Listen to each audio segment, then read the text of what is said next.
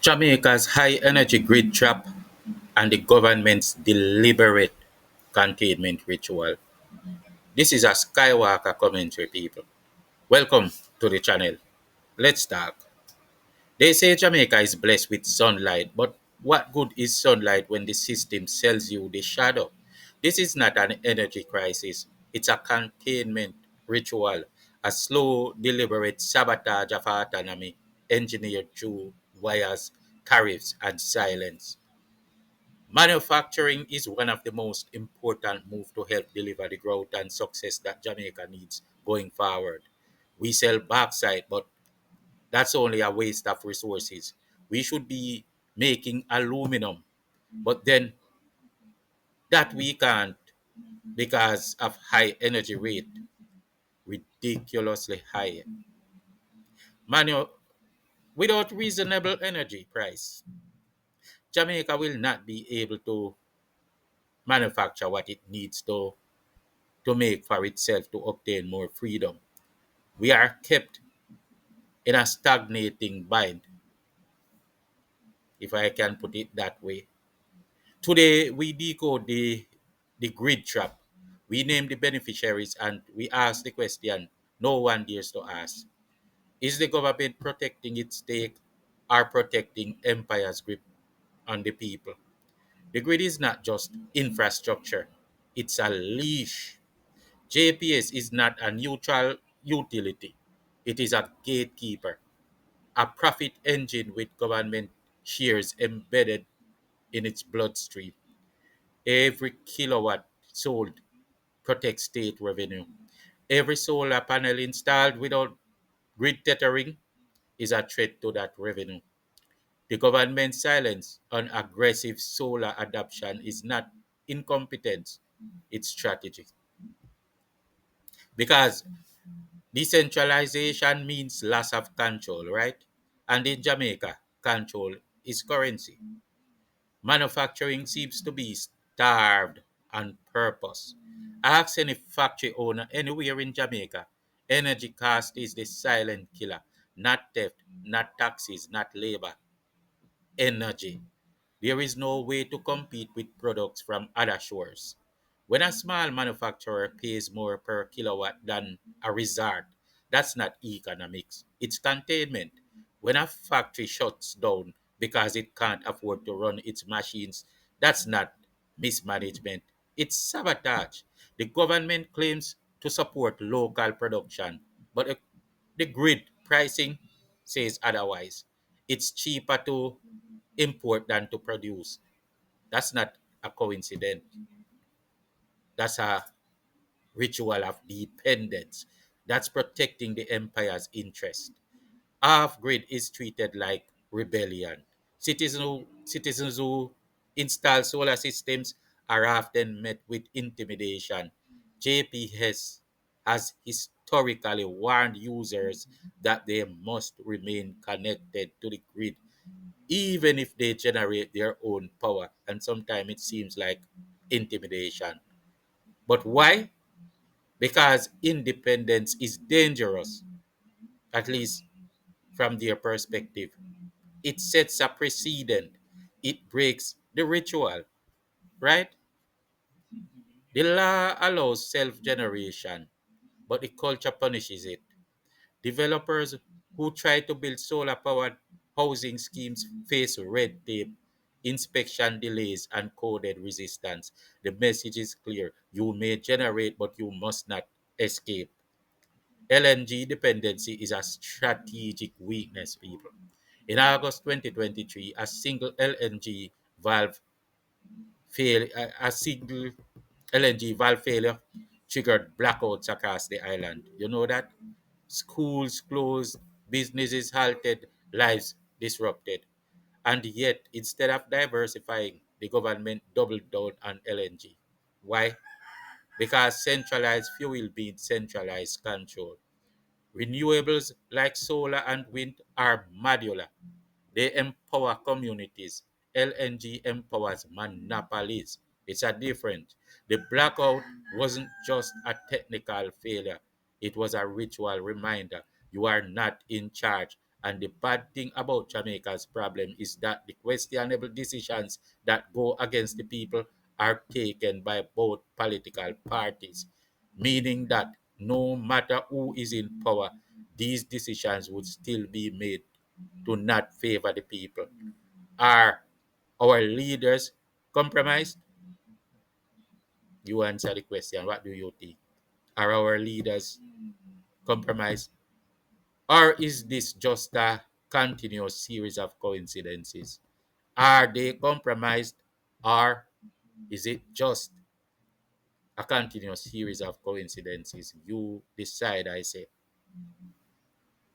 Renewable potential is being silenced. Same thing happened under the other party that discouraged it with taxes. Jamaica has sun, wind, and hydro. We could be energy sovereign in 5 years, but the rollout is slow, selective, and suspicious. The drive toward renewable energy is not even to empower the people, but to empower the grid and then keep the people hooked to it. Hmm? The 50% renewable target by 2030 is possible. It's possible, but only if grid control is loosened. And that's the part they won't say out loud.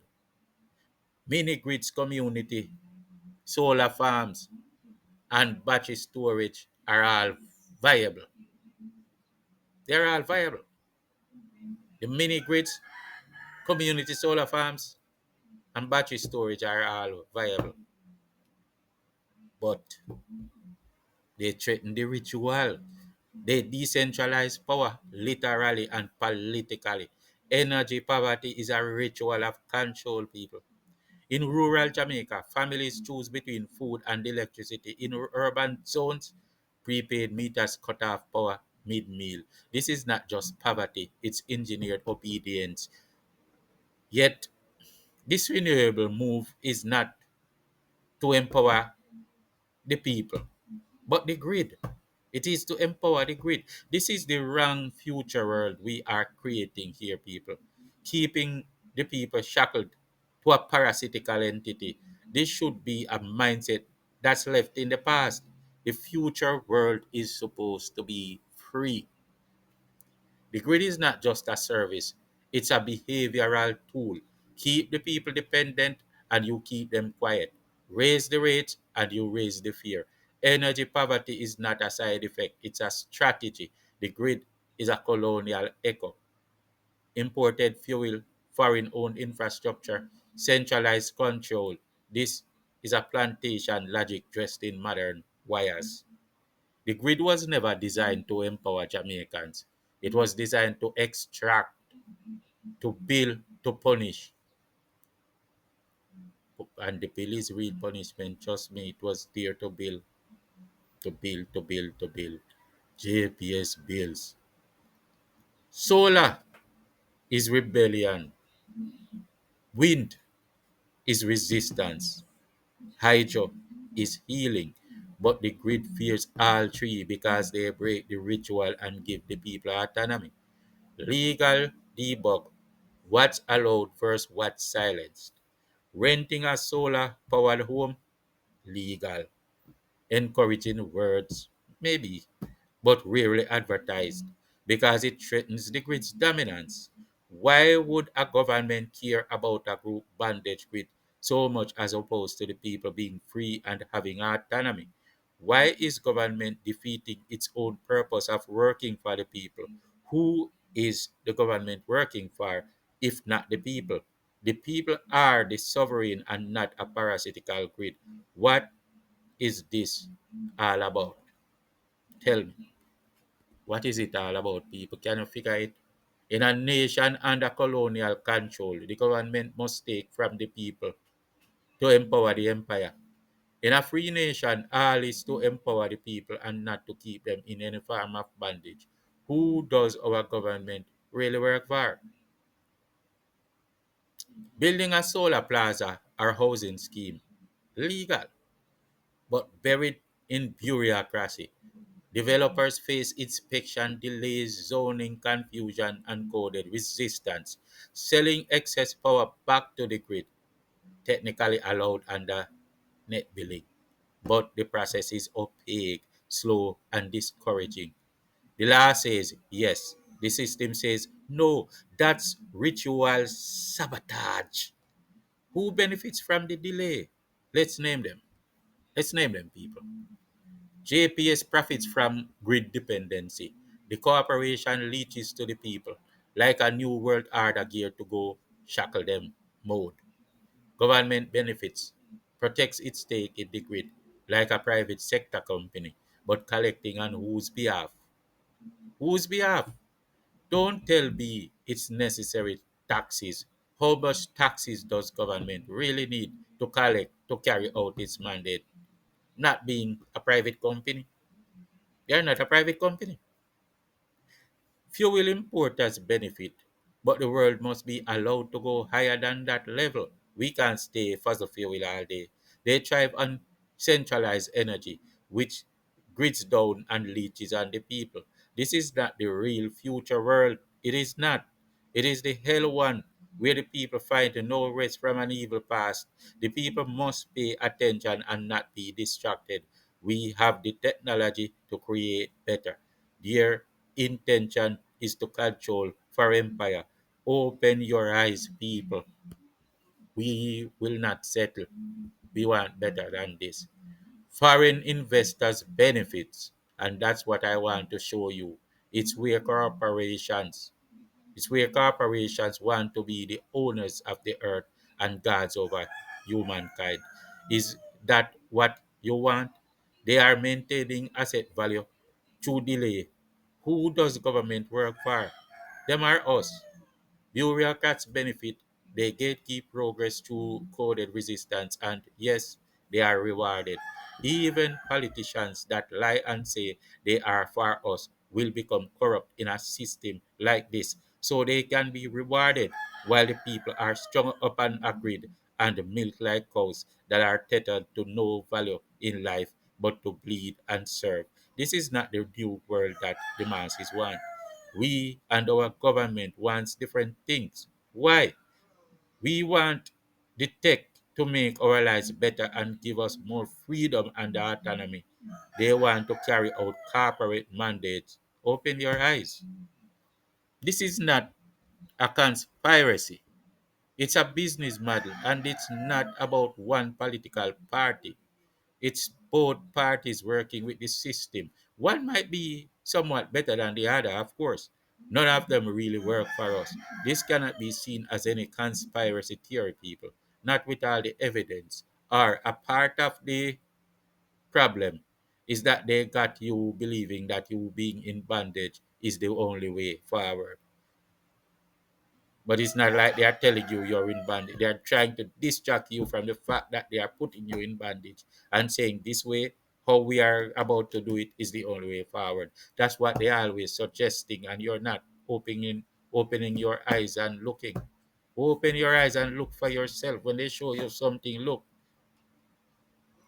They say this is the best way forward or it's the only way. And no, it's not. It never is. This is not the world we should be endorsing. We can easily have less burden and more autonomy. And it seems that they don't want to afford that because the real government is corporate. Look at it. When Matalan reaches out a bag of cash to the PNP, who is the boss now? And now who the PNP is going to work for? The empire's deeper design, why they fear our autonomy. If Jamaica rises economically, we become ungovernable by external powers. The empire weakens. We stop needing their grains, their loans, their aid, and that's the real threat. Energy is one of our biggest solutions. Empire doesn't fear our poverty, it fears our clarity. Because once we see the trap, we stop dancing in it. But why does it always seem like our governments willingly dance in these traps, though? When the people are empowered, cheap labor disappears, strategic obedience collapses, narrative control fails. Aid is not generosity, it's leverage. Free grains come with silent treaties. Solar panels come with surveillance chips. Every gift is a leash. Skywalker take. This is Skywalker's take. Let me see. Jamaica's energy crisis is not a lack of sunlight, it's a surplus of sabotage. They say it's complicated, but the sun doesn't need a license. Empire doesn't fear our poverty, it fears our clarity. The sun is not complicated, it does not need a license, but it serves their purpose to make it seem so, doesn't it? They say energy is the future, but in Jamaica, energy is the past, still trapped in colonial logic, still prized for punishment, still sold as obedience, still bowing the people to colony. The government still complicit. So whom do they really serve? We are taking deeper looks now, aren't we? We cannot be distracted anymore. So look then, we don't need more studies. We need more courage. We don't need more targets. We need more truth. We don't need more fighting the red tapes. We simply need more will to do and more application behind that will. We need a lot less excuses too. And we don't need more grid. We need more sun. Gas is not our problem. Lack of renewable resources is. Jamaica's sun is free, but the system charges you for the shadow. This was a Skywalker no nonsense commentary, archive activated.